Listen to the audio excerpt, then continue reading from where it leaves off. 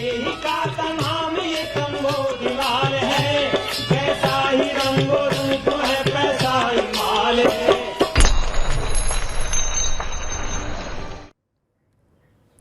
नमस्कार, मैं हूं शुभम शंकर। आप देख रहे हैं मनी 9। समय हो गया है मनी सेंट्रल के ताजा संस्करण का। मेरे साथ स्टूडियो में मनी 9 के एडिटर अंशुमान तिवारी जी जुड़ गए हैं। सर, बहुत स्वागत है आपका।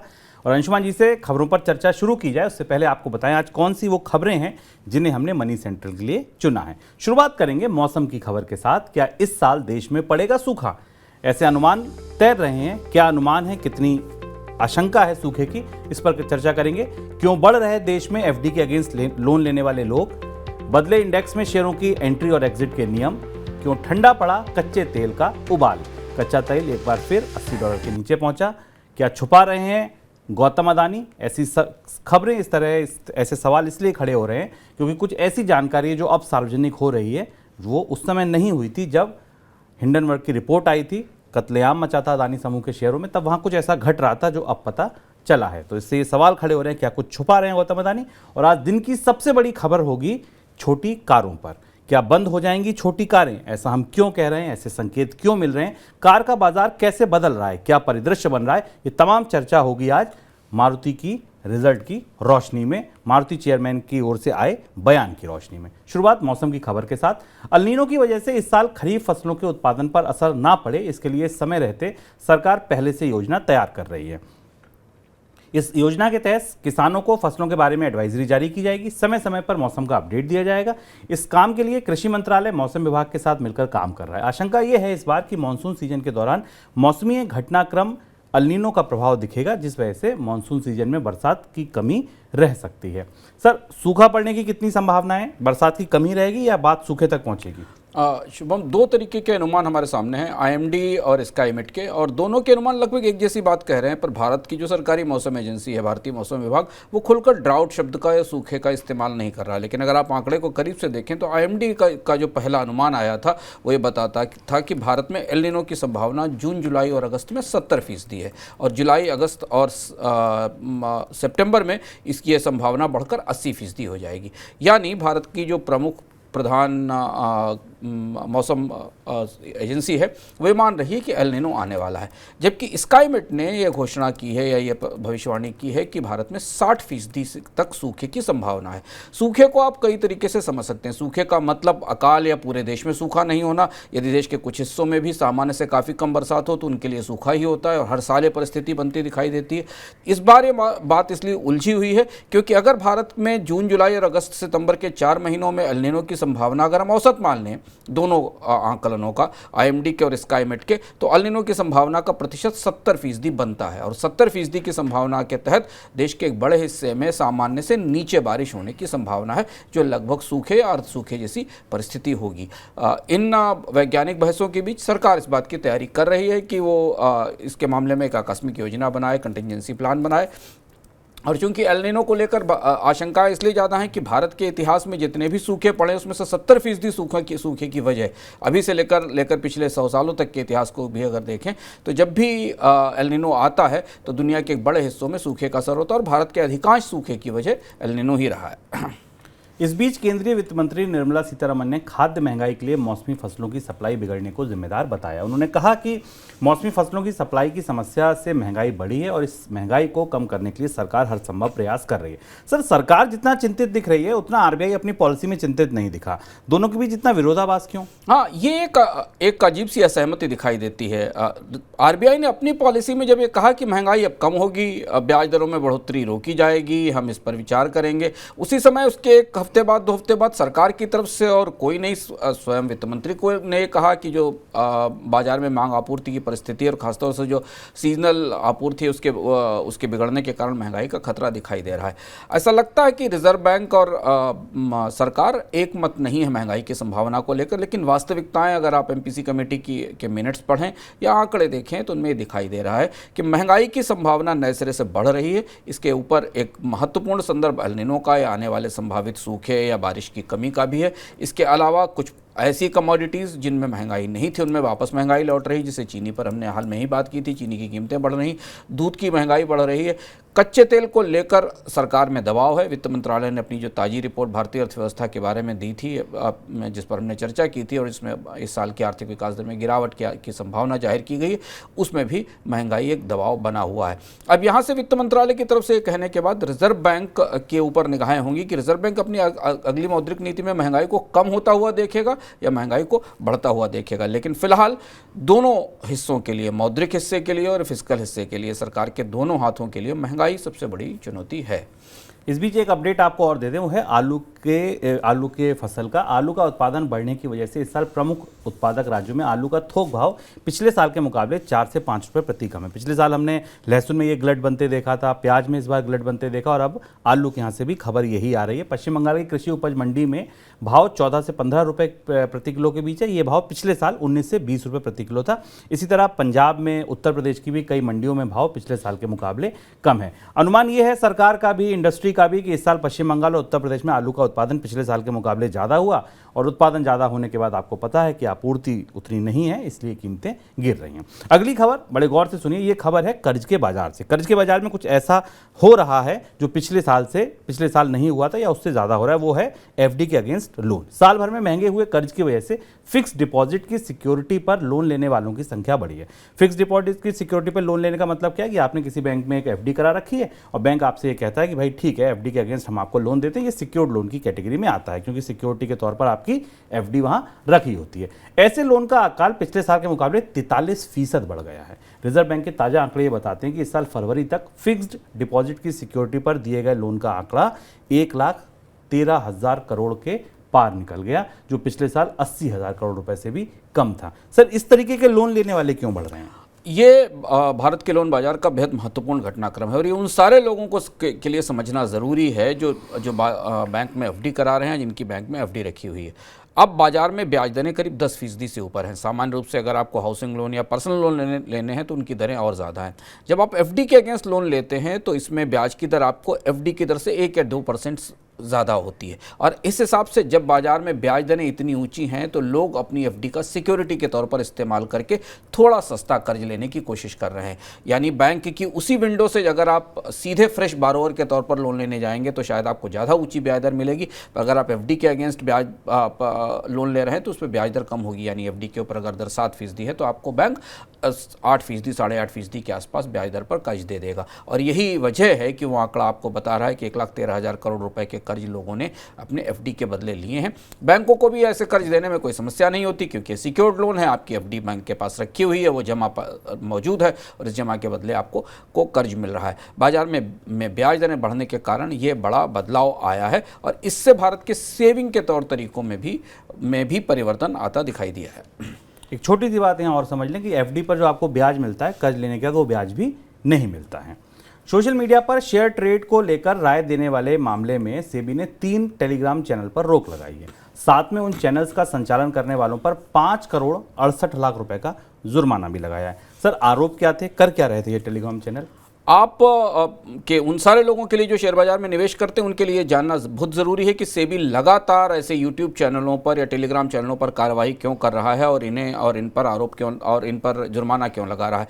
इसमें सीधी एक सामान्य स्पष्ट रणनीति है जो निवेशकों को धोखे में रखने और बढ़ाने के लिए की जाती है। इन चैनलों के बारे में भी यही था। इसके प्रवर्तकों ने पहले कुछ स्टॉक्स खरीदे और उनको खरीदने के बाद अपने चैनलों पर यह बताया कि बहुत अच्छे स्टॉक्स हैं, इनमें आगे बहुत तेज़ी आएगी और इनसे काफ़ी पैसा बनेगा। इनमें इन चैनलों के फॉलोअर 60,000, 65,000, 70,000 के आसपास फॉलोअर थे। एक चैनल के करीब 50,000 फॉलोअर्स थे, और उन्हें इस बात के लिए प्रेरित किया गया कि वो जाकर स्टॉक्स खरीदें। बहुत सारे लोग इस झांसे में आ गए, उन्होंने पैसा कमाने के लिए स्टॉक को खरीदा और फिर इन प्रमोटर्स ने उसी स्टॉक को बाजार में बेच दिया। सामान्य रूप से पंप एंड डंप की प्रक्रिया है जो यूट्यूब चैनल, इंस्टाग्राम चैनल और टेलीग्राम के जरिए लगातार अपनाई जा रही है।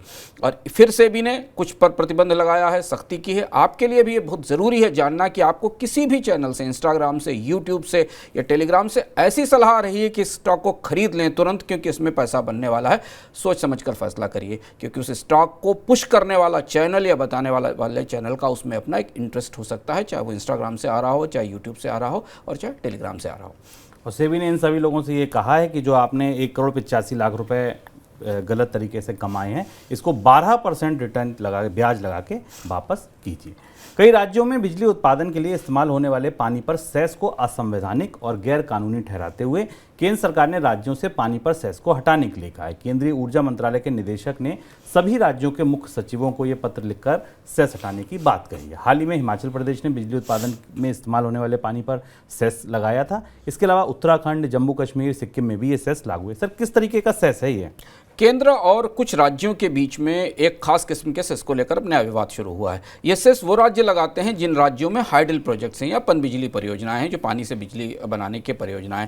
इन राज्यों ने अपने हाइडल परियोजनाओं को, जो राज्य की नदियों से पानी जाता है उसके इस्तेमाल पर, उससे बिजली बनाने के लिए इस्तेमाल पर एक सेस लगा रखा है। केंद्र सरकार ने इस सेस को बिजली उद्योग के लिए गलत भी पाया और अनकॉन्स्टिट्यूशनल भी पाया है। राज्य सरकारें अपने राजस्व जुटाने की कोशिशों में नए नए तरीके ढूंढ रही हैं। इसलिए जिन राज्यों के नाम आपको शुभम ने बताया, चाहे वो सिक्किम हो या हिमाचल हो, जम्मू कश्मीर हो, यहाँ हाइडल परियोजनाएं बड़ी संख्या में, और यहाँ उस पानी का इस्तेमाल बिजली बनाने के लिए होता है। अब केंद्र सरकार ने की तरफ से चीफ सेक्रेटरी ने सभी राज्यों के चीफ सेक्रेटरीज को चिट्ठी भेजी गई है बिजली मंत्रालय की तरफ से कि इस सेस को तत्काल बंद किया जाए, क्योंकि इसका ये इलीगल और अवैध है। राज्य सरकारें इस पर क्या कार्यवाही करेंगी, आगे हमें इसके बारे में पता चलेगा। नेशनल स्टॉक एक्सचेंज ने इंडेक्स में एंट्री या एग्जिट के जो नियम होते हैं किसी शेयर के, उसमें बदलाव किया है। नए नियम लागू होने के बाद किसी कंपनी के डीमर्जर के बाद नई कंपनी इंडेक्स से बाहर नहीं होगी। हालांकि कंपनी का नाम जरूर बदल जाएगा। अब तक जो नियम थे उसमें क्या होता था कि अगर कोई कंपनी का डीमर्जर होता था तो उसे इंडेक्स से बाहर होना पड़ता था। सर, ये बदलाव क्यों किया जा रहा है इस समय? क्या इसका फायदा सबसे ज़्यादा किसको होगा? संभावित रूप से माना जा रहा है शुभम कि इस बदलाव का फायदा रिलायंस इंडस्ट्रीज को होगा। अभी रिलायंस की बोर्ड की बैठक हुई थी और उसमें कई सारी चर्चाएं बाहर निकल कर आई। इस बदलाव का फायदा रिलायंस को इसलिए होगा क्योंकि रिलायंस इंडस्ट्रीज अपनी वित्तीय हिस्से को या अपने वित्तीय वर्टिकल को, जिसको जियो फाइनेंशियल सर्विसेज कहते हैं, उसे डिमर्ज करना चाहती है।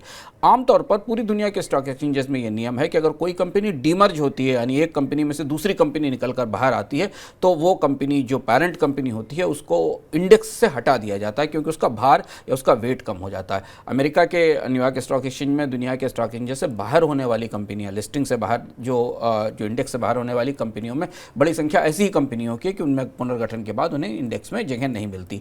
पर अब एनएसई ने भारत में शायद रिलायंस के लिए, क्योंकि रिलायंस को इंडेक्स में रखने के लिए ये फैसला लिया है कि डिमर्ज कंपनी के बाद भी जो एंटिटी बचेगी, जो डिमर्ज एंटिटी होगी, वो बाजार में, वो इंडेक्स में रहेगी। एनएसई ने अपने सर्कुलर में कहा है और इसके जरिए रिलायंस के पुनर्गठन का या रिलायंस में जियो फाइनेंशियल सर्विसेज को बाहर करने का रास्ता अब खुलता दिखाई दे रहा है। अमेरिका में बैंकिंग संकट की चपेट में आया फर्स्ट रिपब्लिक बैंक संकट से बाहर निकलने के लिए अपनी संपत्तियों को बेचने पर विचार कर रहा है। फर्स्ट रिपब्लिक बैंक 50 से 100 अरब डॉलर की संपत्ति बेच सकता है, जिसमें लंबी अवधि के मॉर्गेज और सिक्योरिटीज हो सकती हैं। इस बीच अमेरिकी शेयर बाजार में फर्स्ट रिपब्लिक बैंक का शेयर लगातार पिट रहा है, लगातार गिरावट जारी है। 7 मार्च को इसका भाव 115 डॉलर के प्रति शेयर के ऊपर था। अब भाव घटकर $5 प्रति शेयर रह गया है। 90% से ज़्यादा जो वैल्यू थी वो इरोड हो चुकी है, खत्म हो चुकी है। सर, ये भी एसबीवी की राह पर आ गया क्या फर्स्ट रिपब्लिक बैंक? और हम आपको याद दिलाना चाहेंगे कि हम लोगों ने इकोनॉमिका में विस्तार से चर्चा की थी अमेरिका की बैंकिंग क्राइसिस के, और उसमें हमने बताया था कि फर्स्ट रिपब्लिक बैंक के पास 30 दिन का समय है, 28 से 30 दिन का समय है। आपको याद होगा वो करीब करीब $30 बिलियन का जो पैकेज आया था अमेरिका के बड़े बैंकों की तरफ से फर्स्ट रिपब्लिक बैंक को बचाने के लिए, जो रेगुलेटर्स की तरफ से दिया गया था, और इस तरीके के टाइम डिपॉजिट्स थे जो इस बैंक के पास रखे गए थे। और जैसे जैसे उस पैकेज की अवधि खत्म होती चली गई, अमेरिका के बड़े बैंक दोबारा इन छोटे बैंकों को बेल आउट करने के लिए आगे आने को तैयार नहीं हुए। अमेरिका की जो मिड साइज बैंकिंग है, जो बीच के बैंक्स हैं, उनमें गहरी मुश्किल है। उनके पास सुरक्षा के इंतजाम नहीं है। जो इंतजाम किए गए थे वो डोनाल्ड ट्रंप की सरकार ने बदल दिए, इस पर विस्तार से चर्चा कर चुके हैं। और अब ये बैंक फिर वापस उसी स्थिति में पहुंच रहा है जहां हमने एसवीबी बैंक को देखा था। बैंक के स्टॉक में बुरी तरह टूटे हुए हैं। कंपनी अपने यहाँ कर्मचारियों को, बैंकिंग कंपनी अपने यहाँ कर्मचारियों को निकाल रही है, संपत्ति को बेचने की कोशिश कर रही है। फर्स्ट रिपब्लिक बैंक लगभग उस तरफ खिसक रहा है जहां इसका संकट और ज़्यादा गहरा हो सकता है, और इसके साथ अमेरिका के मझोले बैंकों में संकट की नई लहर भी शुरू हो सकती है। अब बात कच्चे तेल की। करीब एक महीना $80 प्रति बैरल के ऊपर रहने के बाद विदेशी बाजार में ब्रेंट क्रूड का भाव फिर से $80 प्रति बैरल के नीचे आ गया है। बुधवार को कीमतें घटकर $77 तक आ गई थी। फिलहाल भाव $78 के करीब है। दुनिया भर में आर्थिक मंदी की आशंका गहरी होने की वजह से कच्चे तेल की मांग घटने की उम्मीद बढ़ी, संभावना बढ़ी, जिस वजह से कीमतों में दबाव देखा जा रहा है। सर, आगे क्या परिदृश्य बनता देख रहे हैं आप? ये दो चीज़ें महत्वपूर्ण दिख रही हैं। एक तो अमेरिका में बैंकिंग क्राइसिस फिर बढ़ती दिखाई दे रही है। दूसरा, महंगाई पर अभी नियंत्रण नहीं, इसलिए अमेरिका में ब्याज दरें बढ़ेंगी। मंदी की आशंका और ज़्यादा गहरी है। इसका असर तेल की कीमतों पर हमें दिखाई दिया है। हालांकि चीन से उत्पादन की मांग आ रही है, पर वो उतना सपोर्ट तेल की कीमतों को नहीं कर पा रही है। इस बात की संभावना दिखाई देती है कि मई के अगले हफ्ते तक ओपेक के देश फिर एक बार और कटौती का फैसला कर सकते हैं। एक कटौती का फैसला सरप्राइजली पिछले महीने किया गया था, जब ओपेक ने अपनी बगैर बैठक के सऊदी के सुल्तान प्रिंस मोहम्मद बिन सलमान की राय पर उत्पादन में कमी का फैसला किया था। लेकिन अगर कीमतें लंबे समय तक $75 से नीचे रहती हैं, यानी मंदी का दबाव दिखता है, तो इस बात की पूरी संभावना है कि ओपेक देश एक बार और कटौती करेंगे। और इस बात का संकेत उस पिछली वाली कटौती में, उत्पादन में कमी में दिया गया था। इसलिए क्योंकि कच्चे तेल की कीमतें फिलहाल ओपेक देश $80 के आसपास रखना ही चाहते हैं। अजीब सी लड़ाई छिड़ी है। एक तरफ मंदी कह रही है मांग घटेगी, दूसरी तरफ कह रहे हैं हम उत्पादन और घटा देंगे, मांग वो पूर्ति इस तरह रखेंगे कि भाव $80 $90 बना रहे। अगली खबर अदानी ग्रुप से जुड़ी। अदानी ग्रुप के चेयरमैन गौतम अदानी के बड़े भाई विनोद अदानी ने ऑस्ट्रेलिया में अदानी ग्रुप की कोल खदानों से जुड़ी 3 कंपनियों से निदेशक का पद छोड़ दिया है। ग्रुप को लेकर हिंडनबर्ग रिसर्च की रिपोर्ट के बाद उठे विवाद को देखते हुए विनोद अदानी ने 3 कंपनियों के बोर्ड से बाहर हुए हैं। खुद सुप्रीम कोर्ट की तरफ से अदानी मामले की जांच के आदेश से 3 दिन पहले विनोद अदानी ने यह पद छोड़ा था। हालांकि उस समय कंपनी की ओर से ये जानकारी सार्वजनिक नहीं की गई थी। सर, क्यों हटे विनोद अदानी इन पदों से? धीमे धीमे जांच जैसे जैसे गहराई की तरफ बढ़ रही है। सेबी की रिपोर्ट का इंतजार किया जा रहा है अडानी समूह के मामले में, सुप्रीम कोर्ट की रिपोर्ट का इंतजार किया जा रहा है। वो सारे अंधेरे हिस्से जिन पर सवाल उठ रहे थे वो खुलकर सामने आने लगे हैं। आपको याद होगा कि हिंडनबर्ग ने अपनी रिपोर्ट में भी ये कहा था, बाद में सेबी ने अलग अलग संकेतों में कहा था कि अडानी समूह के प्रबंधन में परिवार के लोग कई सारी ऐसी कंपनियों में शामिल हैं जिन कंपनियों के ऊपर कंपनी के स्टॉक्स की कीमतें प्रभावित करने और कामकाज में अपारदर्शिता का आरोप है। अब ये 3 कंपनियां हैं वो ऑस्ट्रेलिया की कोल माइन से जुड़ी हुई कंपनियां हैं। इसमें एक commercial rail and transport port Singapore है, दूसरी रेल सिंगापुर है और तीसरी एबॉर्ट पॉइंट टर्मिनल है। इन तीनों कंपनियों से विनोद अडानी ने इस्तीफा दिया है। विनोद अडानी की भूमिका को लेकर, उनके भाई की भूमिका को लेकर हिंडनबर्ग ने अपनी रिपोर्ट में काफ़ी गहरे और बड़े आरोप लगाए थे। अडानी समूह ने अपने जवाब में उन आरोपों का खंडन भी किया था, नकारा भी था। लेकिन अब पूरी जिम्मेदारी और ओनस इस बात पर है कि भारत के रेगुलेटर्स और भारत की एजेंसियां ये इसको कैसे स्पष्ट करती हैं कि अडानी समूह में कब सब कुछ साफ सुथरा चल रहा है कि नहीं। लेकिन जैसे जैसे रिपोर्ट का समय करीब आता जा रहा है, अडानी समूह में क्लीनिंग की चीज़ों को साफ सुथरा करने की कोशिशें शुरू हो गई हैं। चलिए आगे बढ़ते हैं, रुख करते हैं दिन की सबसे बड़ी खबर का।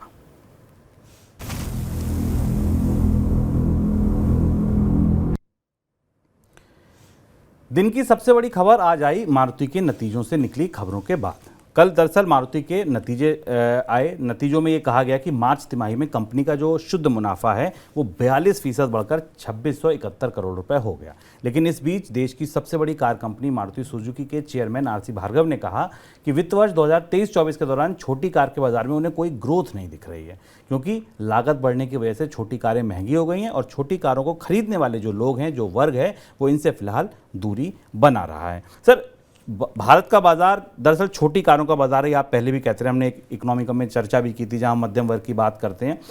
अब ये टिप्पणी कितनी महत्वपूर्ण है? देश की वो कंपनी जो 10 में से 7 कारें छोटी बेचती थी, उसके चेयरमैन जब ये कह रहे हैं।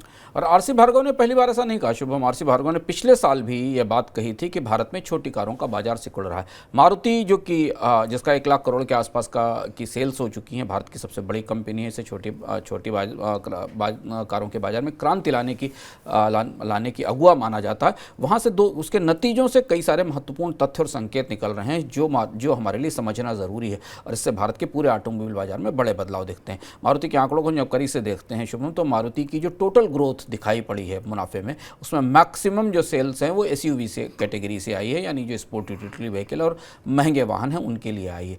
जबकि जो पूरा छोटी कारों की बिक्री का हिस्सा है मारुति के पूरे रिजल्ट्स में, वो पूरा फ्लैट है, उनमें कोई बढ़ोतरी नहीं दिखाई दे रही है। यहाँ अब भारतीय बाजार धीमे धीमे पूरी तरह के शेप की तरफ बढ़ रहा है, जहां ऊपर के के वाले हिस्से के लिए कंपनियां कारें बना रही हैं और वहीं बिक्री दिखाई दे रही।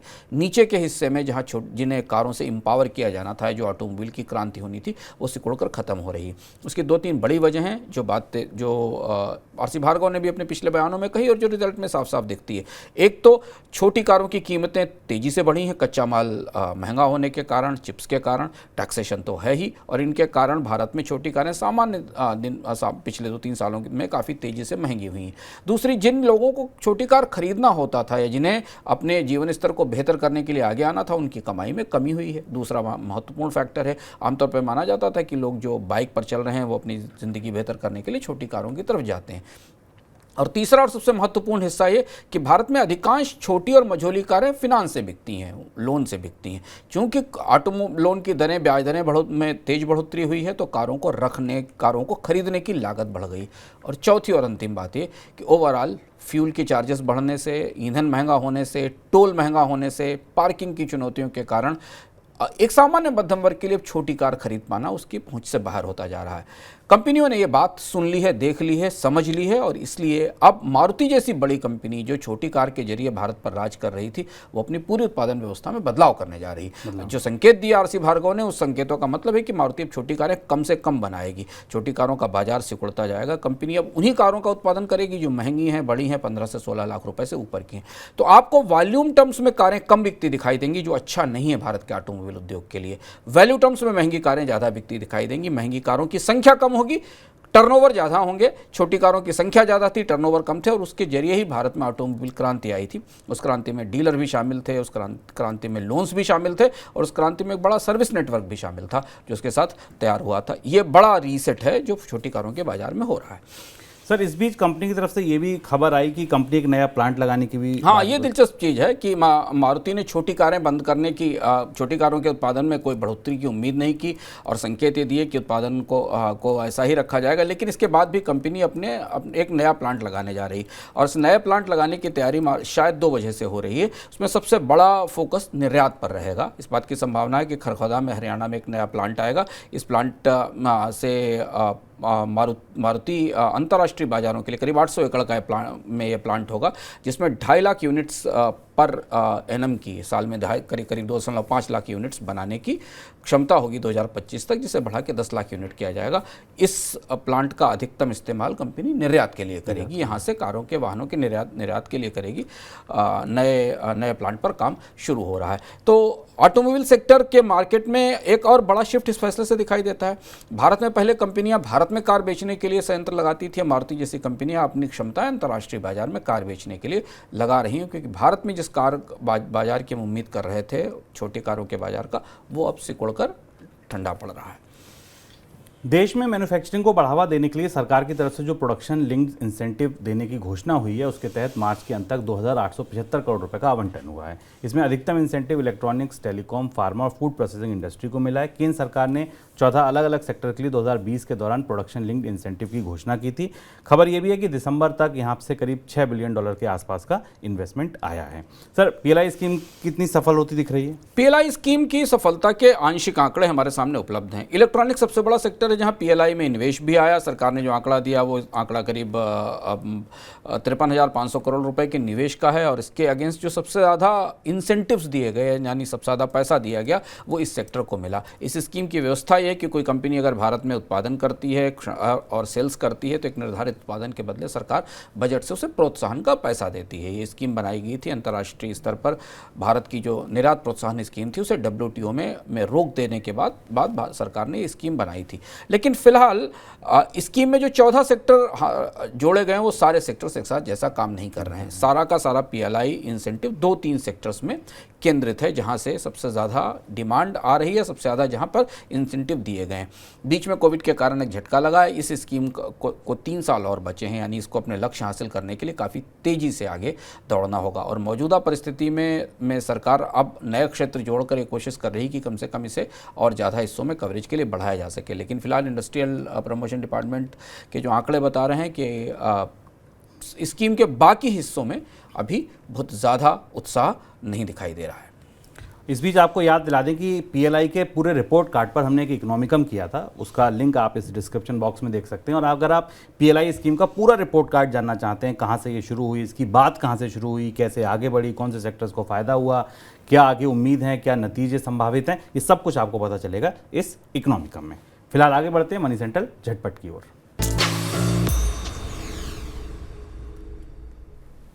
Indian bullion and jewellers association ने यूएई से सोने का इंपोर्ट करने वाले लोगों का लाइसेंस रद्द करने की मांग की है। इस साल डीजीएफटी ने कॉम्प्रिहेंसिव इकोनॉमिक पार्टनरशिप एग्रीमेंट के तहत 78 आवेदकों को यूएई से स्पेशल गोल्ड इंपोर्ट कोटा प्रदान किया है। आईबीजीए का कहना है कि गोल्ड इंपोर्ट के लिए पात्र लोगों को लाइसेंस देने की बात कही गई थी, लेकिन हुआ ऐसा है कि जैसे फिक्स्ड मैच में होता है, ऐसे लोगों को दे दिया गया लाइसेंस जो इसके पात्र नहीं थे, और जो पात्र थे उनको नहीं मिला। पारदर्शिता नहीं बतली गई, इसलिए यूएई से गोल्ड इंपोर्ट के लिए लाइसेंस देने की प्रक्रिया को फिर से शुरू किया जाए और मांग ये की जा रही है जो पहले से दिए लाइसेंस थे उनको रद्द किया जाए। कर्ज में दबी रिलायंस कैपिटल को आईबीसी के तहत खरीदने के लिए हिंदुजा ग्रुप एकमात्र बिडर बनकर सामने आया। हिंदुजा ग्रुप ने कंपनी की सारी संपत्ति को खरीदने के लिए 9,650 करोड़ रुपए की बोली लगाई है। दूसरी किसी कंपनी ने इसके लिए बोली नहीं लगाई है। रिलायंस कैपिटल की पहली नीलामी में सबसे ज़्यादा बोली टोरेंट समूह की तरफ से लगाई गई थी, लेकिन बोली की अवधि खत्म होने के बाद हिंदुजा ग्रुप की तरफ से टोरेंट समूह के मुकाबले ज़्यादा बड़ा ऑफर दिया गया और उस ऑफर को ध्यान में रखते हुए बैंकों ने नए सिरे से नीलामी का फैसला किया था और अब ये रह गए अकेले, तो कंपनी इन्हीं को मिल सकती है। यूरोपियन यूनियन के नए डिजिटल सर्विस एक्ट के दायरे में दुनिया की सभी बड़ी दिग्गज टेक कंपनियां आएंगी। गूगल, मेटा और एप्पल सहित सभी बड़ी कंपनियों को ऑनलाइन कंटेंट से जुड़े नियमों का पालन करना होगा। नए नियमों के तहत सभी कंपनियों को अपने प्लेटफॉर्म से गैरकानूनी कंटेंट हटाने को लेकर जो नई व्यवस्था है वो लागू करनी होगी। साथ में यूजर्स को कंटेंट हटाने की पॉलिसी की जानकारी भी देनी होगी। सर, कोई टिप्पणी आपकी? ये महत्वपूर्ण है जो सोने के आयात को लेकर भारत के बुलियन मर्चेंट्स और सरकार के बीच में मतभेद शुरू हुआ है। किस्सा समझना जरूरी और काफ़ी दिलचस्प किस्सा है। भारत और संयुक्त अरब अमीरात ने एक फ्री ट्रेड एग्रीमेंट किया है। इस फ्री ट्रेड एग्रीमेंट के तहत अमीरात से सोने के निर्यात के लिए कोटा खोला जाता है। अभी भी कोटा परमिट व्यवस्था चलती है कई मामलों में, और इस व्यवस्था में उस कोटे में सरकार 140 टन गोल्ड के आयात की इजाज़त देती है। और इसमें कुछ जिन लोगों के एप्लीकेशन से आवेदन मंजूर होते हैं उन्हें जो भारत में इंपोर्ट ड्यूटी लगती है उससे 1% कम इंपोर्ट ड्यूटी पर सोना आयात करने की छूट होती है। भारत में इंपोर्ट ड्यूटी 12.5% है, उससे 1% कम पर सोना आयात करने की छूट होती है। इसको लेकर तमाम सवाल उठे हैं और बुलियन मर्चेंट्स एसोसिएशन ने सवाल उठाया है कि ये लाइसेंसों की प्रक्रिया पारदर्शी नहीं और ये कोटे की व्यवस्था खत्म की जानी चाहिए। भारत ने इसे एफटीए के तहत शामिल किया था क्योंकि भारत अमीरात से कारोबार बढ़ाने के लिए वहाँ से सोने के आयात को या वहाँ अमीरात सोने के निर्यात को भारत में बढ़ावा देना चाहता है और इस प्रक्रिया का हिस्सा है। चलिए आगे बढ़ते हैं। अब आपको 2 कार्यक्रमों की जानकारी देते हैं। पहले देते हैं फार्मूला गुरु की जानकारी। इस बार इस हफ्ते विशेष एक फार्मूला गुरु विपुल सिंह ने किया है। हमारे साथ खास मेहमान थे पीके अग्रवाल जी, और बात इस बार हुई रिलायंस को लेकर। आपके दिमाग में भी रिलायंस को लेकर कई सवाल होंगे। जियो की लिस्टिंग कब होगी, रिलायंस रिटेल कर क्या रहा है, रिलायंस का स्टॉक चल क्यों नहीं पा रहा है, जो बड़ी बड़ी कंपनियों से निवेश लिया था उसका हुआ क्या, रिलायंस कब डिमर्ज करेगा कंपनियों को, वैल्यू कब अनलॉक होगी। आपके दिमाग में तमाम सवाल होंगे। इन सारे सवालों का जवाब आपको मिल सकता है सिर्फ एक जगह, इस फार्मूला गुरु में। पीके अग्रवाल जी ने सारा डिटेल में सारे सवालों का जवाब दिया है। विपुल सिंह ने पूरा कार्यक्रम तैयार किया था, प्रेजेंट किया। इस कार्यक्रम को आप जरूर देखिए। रिलायंस से जुड़े आपके जो भी सवाल हैं यहाँ उनके उत्तर आपको मिल जाएंगे। अब आगे बढ़ते हैं। अब बताते हैं आपको हेलो मनी 9 के बारे में। तो कल जो सुबह वाला हेलो मनी 9 है, यानी कि 1 से 2 बजे जो स्टॉक्स वाला हेलो मनी 9 है, उसमें हमारे साथ जुड़ेंगे गौरव बिस्सा जी। गौरव बिस्सा जी आपके सवालों का जवाब देंगे। इनक्रेड इक्विटीज़ के वाइस प्रेसिडेंट हैं। स्टॉक से जुड़ा आपका कोई भी सवाल है, अगर आप नया स्टॉक खरीदना चाहते हैं, बेचना चाहते हैं, पोर्टफोलियो का रिव्यू कराना चाहते हैं, किसी स्टॉक में फंस गए उससे निकलना चाहते हैं, तो गौरव जी की सलाह लीजिए। आपको सलाह देंगे। 1 से 2 9311211874 पर आपको ये जानकारी मिलेगी। दूसरे वाला हेलो मनी 9 और रोचक है। आपने ध्यान दिया होगा, मनी सेंट्रल में हमने आपको 2 दिन पहले एक खबर बताई थी कि लोग अपने होम लोन का, महंगे होम लोन को रीफाइनेंस करा रहे हैं, रीस्ट्रक्चरिंग कराने का सोच रहे हैं। रीफाइनेंस कराना चाहिए या नहीं कराना चाहिए? कराना चाहिए तो क्या चीज़ें देखनी चाहिए? एनबीएफसी, प्राइवेट बैंक, सरकारी बैंक का ऑप्शन मिल रहा है तो कहाँ जाएं, क्या करें क्या ना करें, बैलेंस ट्रांसफ़र के फ़ायदे क्या हैं, नुकसान क्या हैं, तमाम सवाल होंगे आपके मन में होम लोन को लेकर। इस होम लोन के कर्ज के मर्ज को कम कैसे किया जाए, कैसे इससे निपटा जाए, होम लोन जल्दी से जल्दी ख़त्म कैसे हो, ऐसे आपके दिमाग में कोई भी सवाल हो, अगर आपका होम लोन चल रहा हो तो कल शाम को 4 बजे जुड़ जाइए हमारे साथ। 9311211874 पर अपना सवाल भेजिए और मंदार जलकिका जी से आप अपने सवाल का जवाब लीजिए। फिलहाल हमें इजाजत दीजिए, आप बने रहिए मनी 9 के साथ। नमस्कार। ऐसे ही का नाम ये कम्बोडिया